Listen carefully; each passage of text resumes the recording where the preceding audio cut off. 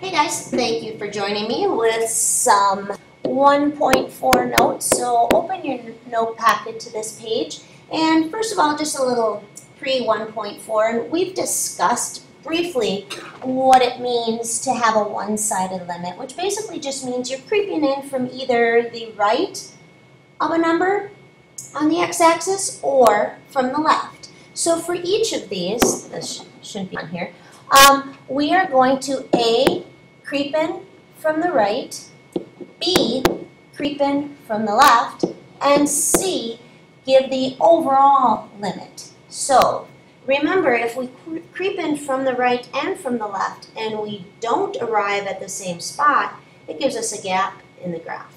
Alright, so let's go discuss this. On this first one, when I'm approaching C, which is -2, from the right, so I'm coming in from the right, I arrive at -2.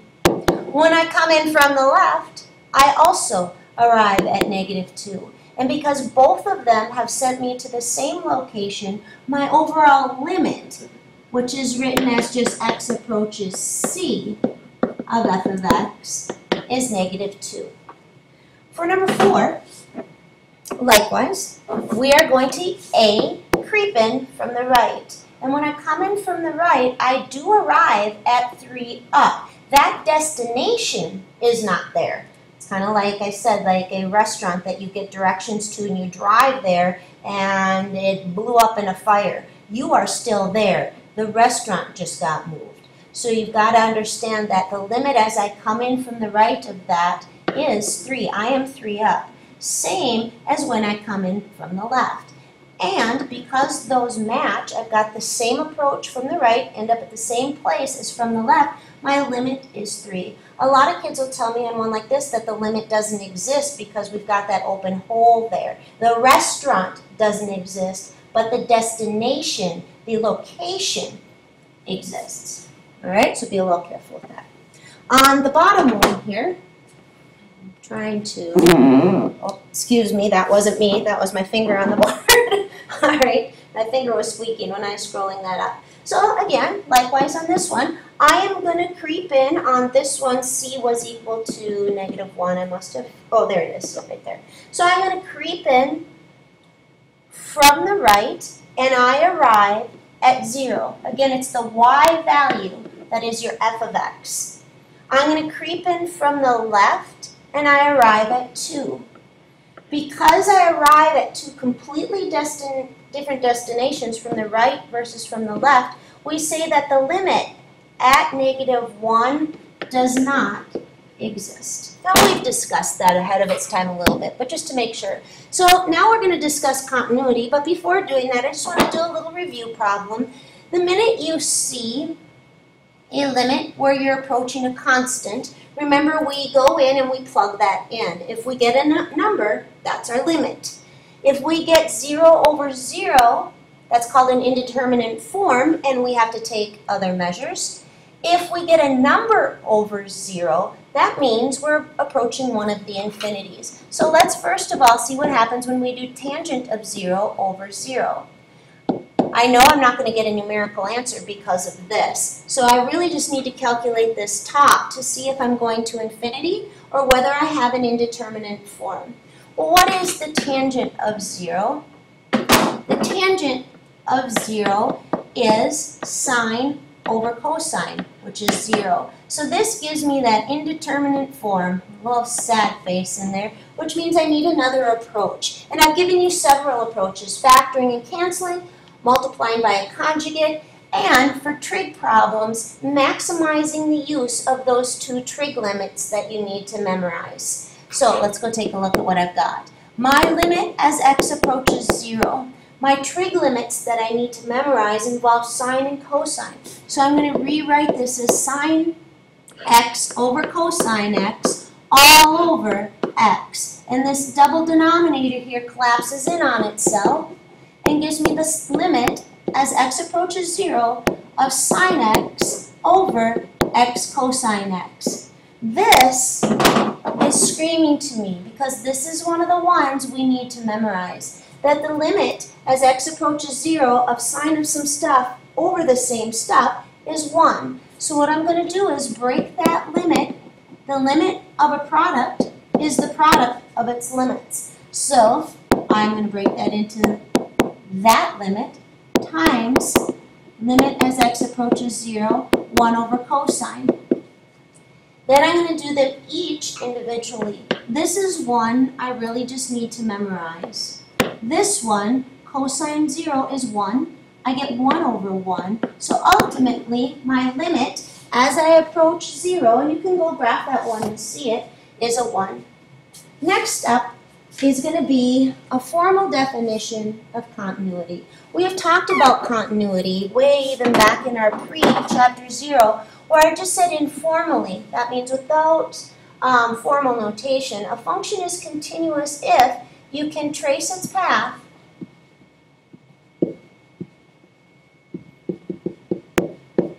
without lifting your pencil.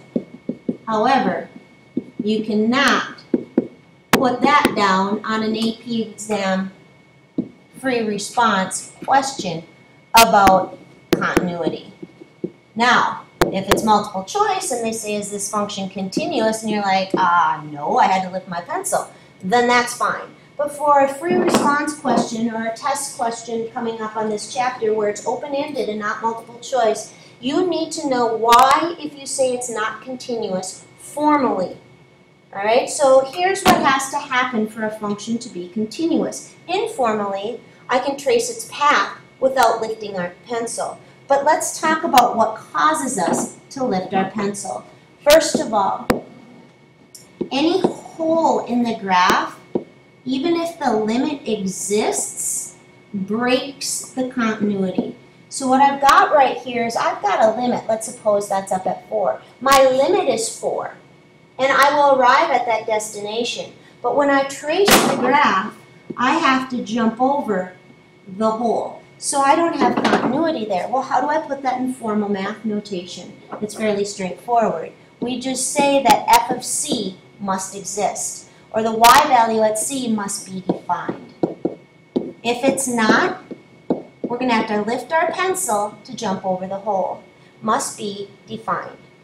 Okay, that's not enough though.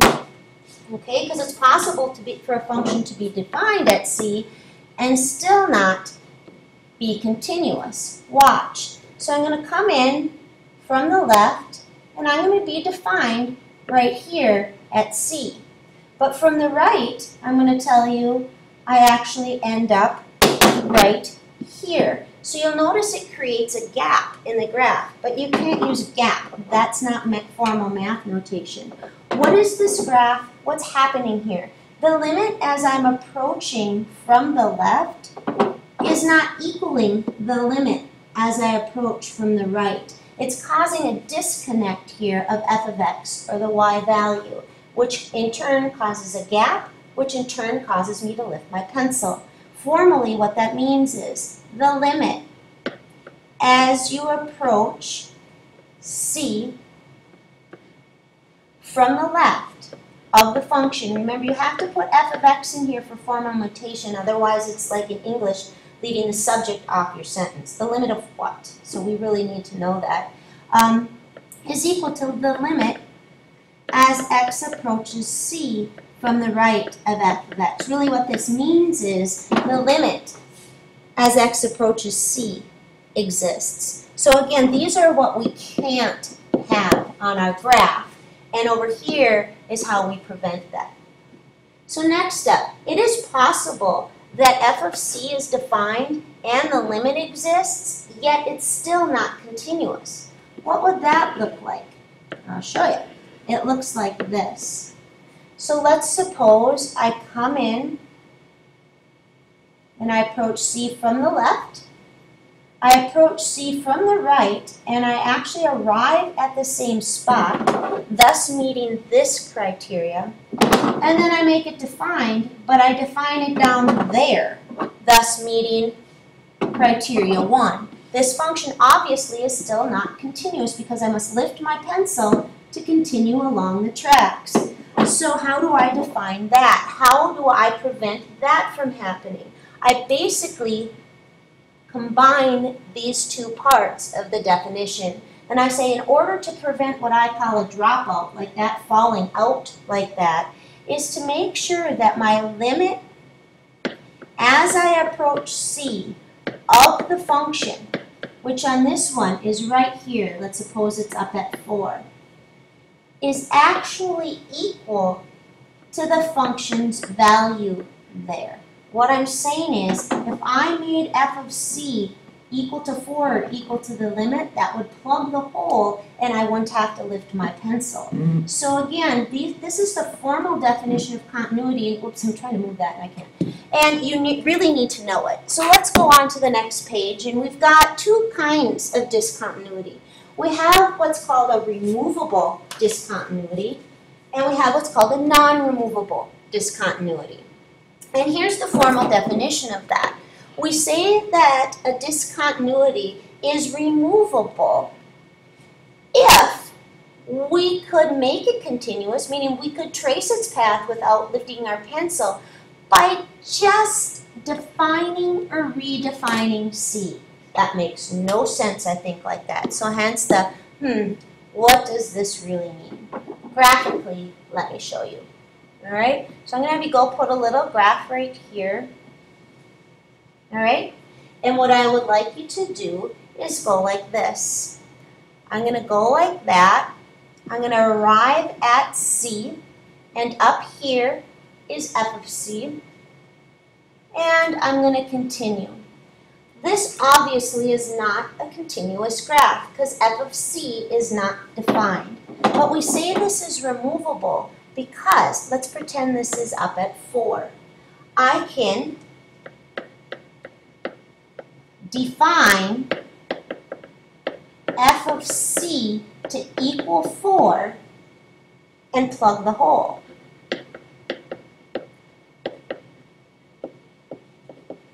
So basically, we say this is removable. If I were just to put a little disclaimer down here, say f of c equals 4, then my f of c dot would go right there, plugging the hole, and it would now be continuous. So that's what we call a removable discontinuity, because I can plug the hole. So it is removable. Put that in the box and go like this.